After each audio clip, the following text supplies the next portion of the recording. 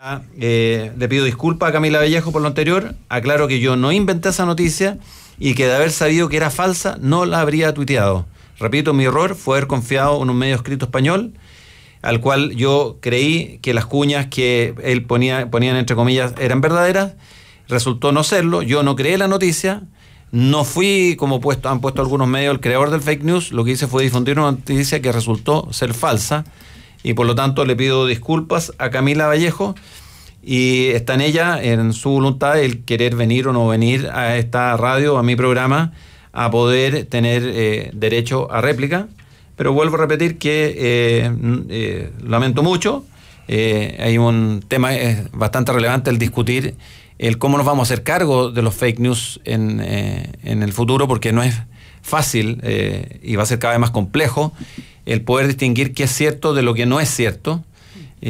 Básicamente, cuando uno lee un medio escrito que tiene una presencia a través de una página web, que tiene un Twitter, que tiene un Instagram, que firman periodistas, uno tiende a pensar de que existe una buena fe detrás de los medios. No tiene por qué partir dudando de su existencia. Eso fue el error. Después supe que el medio tenía ya un prestigio en difamar a ciertas culturas y a ciertas personas.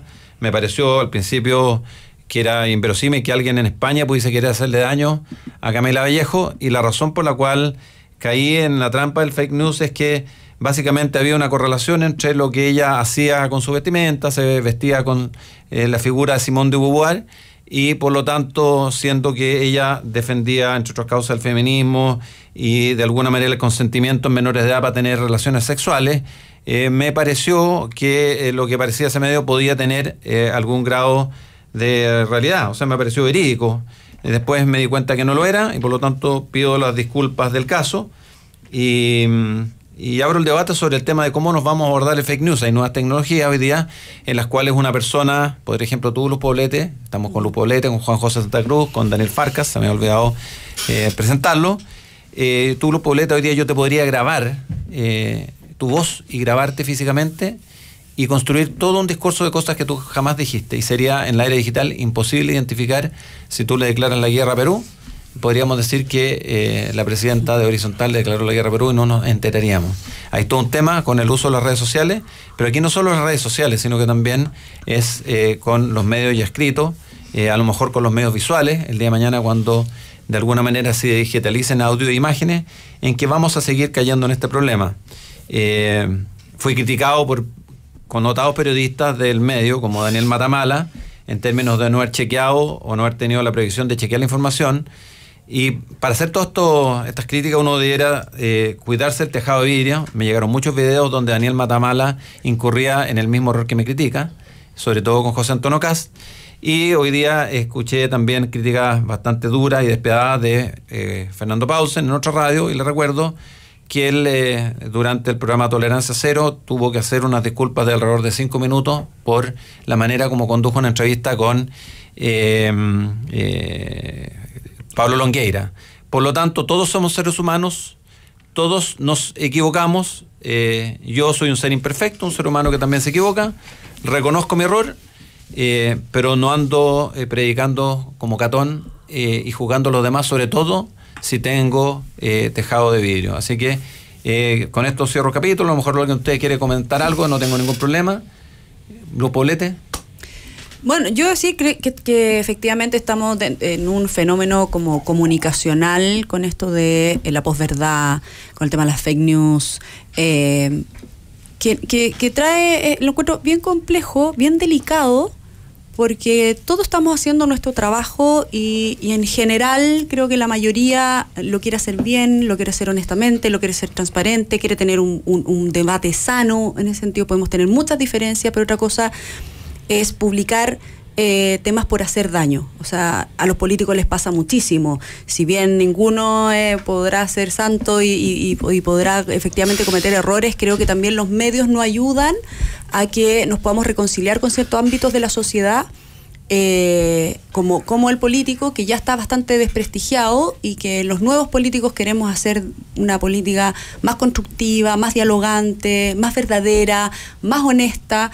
Y obviamente en ese sentido creo que los medios tienen una responsabilidad tremenda de ayudarnos y que nos ayudemos más que nos chaqueteemos entre nosotros para poder entregarle a la ciudadanía o a quienes nos escuchan o a quienes nos leen algo lo más cercano, no a la verdad, porque yo soy de las personas que no creen, no existe una verdad ni la verdad absoluta, pero una opinión fidedigna de la cual uno se puede hacer una idea y no simplemente dañar por dañar. Yo creo que cuando uno daña a la persona es súper, súper complejo, porque no es solo una imagen, no solamente un rol. Tú estás dañando a una persona que probablemente, y muchos personeros han finalmente quebrado sus carreras, sus intenciones, han llegado hasta ahí nomás por noticias falsas o por posverdades que finalmente no tienen mayor asidero que la difusión maquiavélica a veces de noticias que son falsas y son maleteras.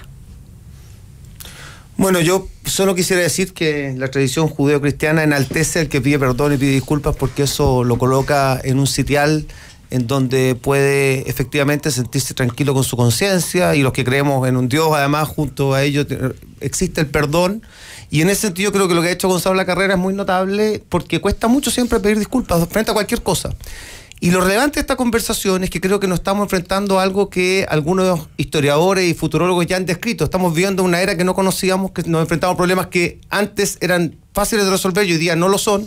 Antes sabíamos quién era la fuente, sabíamos quién era cada persona. Hoy día la fuente puede ser cualquiera y no necesariamente, y esto a partir de este medio español, pero le podría pasar a cualquiera. Con la cantidad además de problemas y dificultades que tiene esta situación con las nuevas generaciones, donde estamos todos un poco adictos a las redes sociales y a la forma de comunicarnos distinta. Así que yo creo que aquí se abre un tema además para ver cómo puede regular lo que son efectivamente los medios digitales, lo que son las posibilidades de poder debatir acerca de cosas que podemos creer que son ciertas, y esta es una materia en la cual creo que vamos a tener mucho por hablar. Oye, tengo poco que agregar. Eso nunca es así, no, señor nunca Santa así, Cruz. No, pero en términos generales, primero yo creo que todos estamos expuestos a cometer errores. Yo creo que lo que ha hecho Gonzalo es lo correcto, es decir, si cometió un error, pido las disculpas del caso, y al final eso es lo que queda. Ahora, lamentablemente yo creo que la adaptación que tenemos todos nosotros al tema de las redes sociales produce un sinfín de riesgos que se están corriendo permanentemente, que gran parte de lo que se dice en redes sociales, a mi entender, por lo menos voy a referirme en Twitter. Primero, creo que el mundo de Twitter es un mundo bastante militante, con lo cual en general yo voy a decir que lo encuentro bastante odioso. Segundo, es un mundo bastante político en términos generales. Yo miro las noticias, es decir, cuando veo noticias positivas, los retuiteos son escasísimos, ¿ya? Y cuando veo noticias en general... ¿Hay noticias positivas en Twitter? Hay noticias positivas. Esa es una noticia. Y uno mira y dice, mira, sabes que no tienen la repercusión que tienen, en cambio que todas estas otras noticias que de alguna manera representan o un ataque o algo así, tienen salvo las de fútbol, que esa corre por otro carril que a mí me interesa y que tiene mucho eco, pero el resto es como un mundo que vive un poquito desde la molestia.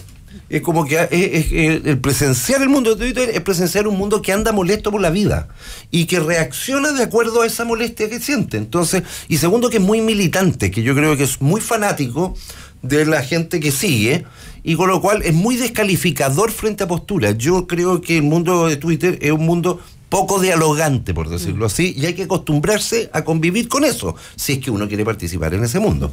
Ahora, creo que estamos expuestos a errores, creo que lo que dijo Gonzalo lo clarifica. Cometió un error y pidió disculpas. Oye, decir que efectivamente en cada uno de los tweets que yo puse y que fui borrando en la medida que me fui dando cuenta que esto era falso, siempre puse la palabra hay que investigar, hay que indagar, no me acuerdo exactamente la palabra, pero hay que aclarar. Si esto fuera cierto. Si esto fuera, hay que aclarar. O sea, siempre de alguna manera iba concediendo el beneficio de la duda y fui eliminando los Twitter porque no quería que se retuiteara algo que podía eventualmente ser falso. Llegué al convencimiento de que era falso y por eso pido las disculpas. Pero esto nos lleva a un tema que está en discusión, que tiene que ver con el negacionismo, tiene que ver con la ley Mordaza, tiene que ver con este proyecto de ley que el gobierno no logró introducir su indicación y que le va a quitar, parece, la urgencia simple para dejarlo para marzo, porque de alguna manera lo que está ocurriendo es que queremos legislar para un sector de la sociedad y para una sola verdad, una ley con nombre y apellido. Todos aquellos que nieguen, defiendan o justifiquen violaciones a los derechos humanos o alaben la obra del general Pinochet, van a tener una ley que los va a sancionar hasta con cárcel. Y la pregunta es qué tan profunda es esa ley, o si realmente debiéramos nosotros de alguna manera regular la libertad de expresión de los chilenos. Hay mucha gente que me ha escrito y que dice que ellos no quieren que su verdad histórica, la que ellos creen que es verdadero, sea pasada a llevar por una ley que está hecha con un nombre y apellido. Y esto da para conversar si efectivamente cuando una diputada de Renovación Nacional, por ejemplo, se declara pinochetista, el presidente de Evópolis, de la misma coalición, le pone límites a la diversidad. Dice, la diversidad en Chile Vamos tiene un límite. Entonces, es un tema que da para harta arista. Tú y yo somos de Evópolis, da para harta arista de si efectivamente es bueno ponernos esos límites, si efectivamente somos liberales y somos diversos al no tolerar las opiniones y las preferencias de otros, y si efectivamente uno puede apañar una parte de lo que fue el gobierno del presidente o el gobierno del dictador, como queramos llamarle, Pinochet, y separarlo de lo que fue su obra, de lo que fueron las violaciones de los derechos humanos. Porque con ese argumento uno podría decir, bueno, si alguien se pone la polera del Che Guevara, querría decir que avala no solo el legado del Che Guevara, sino que todos sus crímenes. O si me pongo la polera de Simón de Beauvoir, quiere decir que yo avalo todo lo que Simón de Beauvoir representa, o no. O si yo soy hincha de Colo-Colo y me pongo la camisa de la U. Entonces, en definitiva, es un tema súper opinable. Me gustaría saber cuál es la opinión de ustedes respecto a este tema. Mira, el presidente lo escuchaba ayer en un programa de televisión, donde fue bien enfático en decir que para él esto era esta indicación del negacionismo, que nada tiene que ver con la ley de la incitación al odio, que yo creo que va por otra arista, que él no estaba a favor, entendiendo que la interpretación que uno tiene de la historia, en esto de que no existe una realidad, sino que ciertas visiones que uno tiene, y el observador, y quien las vive además, hace su propia interpretación de la realidad. Entonces creo que con eso se produce una paradoja. No sé si leyeron la columna de Carlos Peña ayer, que me hizo mucho sentido de esta paradoja, porque decir, bueno, alguien que de alguna manera niega que yo creo que a 30 años de recuperar la democracia, creo que nadie niega, por lo menos que nadie ha vivido, y quienes somos las nuevas generaciones, niega que hubo violación de los derechos humanos durante la dictadura y durante el gobierno militar. Perdona que te interrumpa, pero aquí sí. Max Colodro, en esta misma radio y en este mismo programa directo grano, dijo que sí había gente que negaba que había existido violaciones sistemáticas de los derechos humanos durante la dictadura. Por lo tanto, no sé, hay una discrepancia ahí. Si pero el tema sigue siendo en torno a Pinochet, y el tema para mí es mucho más amplio. Pero iba a eso. Dos cosas. ¿Cuál es la interpretación simbólica de cuando alguien dice pinochetismo o de sentirse pinochetista? ¿Qué significa eso para esa persona en particular y para un sector en particular? Porque cuando digo pinochetismo en la izquierda, tiene todo un significado, y cuando yo digo pinochetismo en la derecha o en la extrema derecha, que tampoco es el mismo significado que le damos como Evópolis, que también somos de derecha o de centro derecha, al pinochetismo. Y también la interpretación respecto de quiénes van a juzgar con pena de cárcel un pensamiento, un lenguaje, y cuáles son los límites de ese lenguaje, como para poder decir, creo que es muy fino el límite para poder decir que alguien pueda juzgar tus pensamientos, tu interpretación de la historia y de la cultura, sin por ello coartar tu libertad de expresión, por un lado, y por otro lado, tampoco no abrir una discusión, porque cuando alguien a mí, cuando en un debate yo soy capaz de decir, esto no estoy de acuerdo, o yo lo pienso así, tengo una posibilidad de argumentar en contra y cambiar esa realidad para el otro, que la mira de esa manera. Si yo solo coarto, también, es una olla a presión, porque si hay gente que piensa así, no es capaz de decirlo y no lo va a poder decir, ¿cómo yo lo contradigo y cambio esa historia? Oye, perdón, yo primero quería hacer una visión particular de alguien que ¿cómo se llama? Que lo digo así claramente, alguien que fue opositor al gobierno de Pinochet, y que yo denomino dictadura. Y segundo, que aunque era muy chico, tengo la peor impresión del gobierno de Allende, y creo que sin Allende no hubiese existido Pinochet, ¿ya? Y no me olvido de una cosa, de que parte de esa izquierda, su modelo eran regímenes totalitarios. Esa izquierda de la Unidad Popular, buena parte creía en la vía armada como medio de acceder al poder, y tenía en su modelo de sociedad regímenes como el de Cuba, como el de los países comunistas. Entonces, creo que hubo una responsabilidad bastante compartida en todo lo que ocurrió en esa época. Pero lo llamativo es que en el año 2018 la discusión vuelva a ser sobre Pinochet y sobre este tema. Y yo encuentro, primero, dos cosas que me llaman la atención. Una, que hay una parte de la izquierda que yo creo que está bastante desorientada hoy día en términos de discurso, etcétera. Y digo, básicamente no de la centro-izquierda, sino que digo de la izquierda pura, que le encanta volver a este tema. Y segundo, que hay una parte de la derecha que yo encuentro increíble, que pica y vuelve a poner el tema arriba. Vuelve a poner el tema arriba cuando es primero, algo que divide. Segundo, el juicio histórico, voy a decirlo, bajo mi punto de vista, sobre Pinochet está zanjado, nos guste o no nos guste, está zanjado. Y sobre todo en las generaciones más jóvenes. Y vuelven a caer en lo mismo. Yo digo, pero yo encuentro que ya es de la torpeza política más absoluta que se puede imaginar.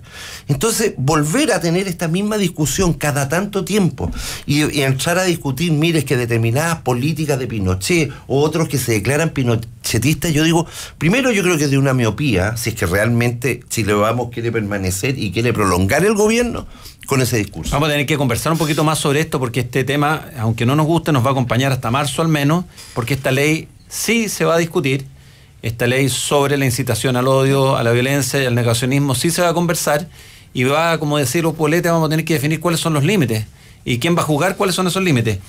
Les quiero hacer una mención a quienes hacen posible este programa.